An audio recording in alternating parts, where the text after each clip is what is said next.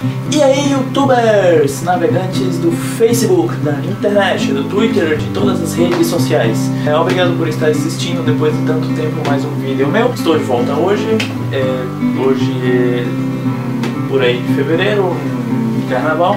E o vídeo de hoje vai ser sobre... Bom, primeiramente o vídeo de hoje era para pedir desculpa porque eu demorei tanto tempo.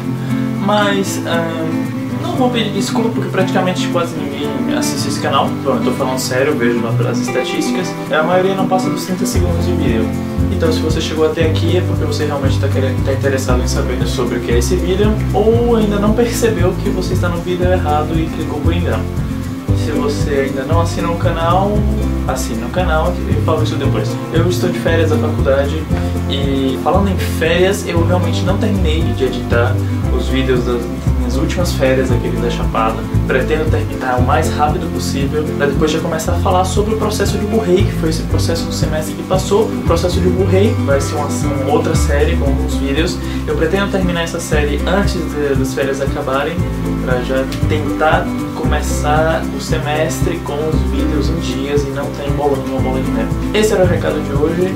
O Diário do Diretor não fala nada especial mesmo. Feliz Carnaval pra quem curte. Meus pêsames pra quem como eu também não curte Carnaval. É isso aí. Por hoje era só. Então, tchau, tchau.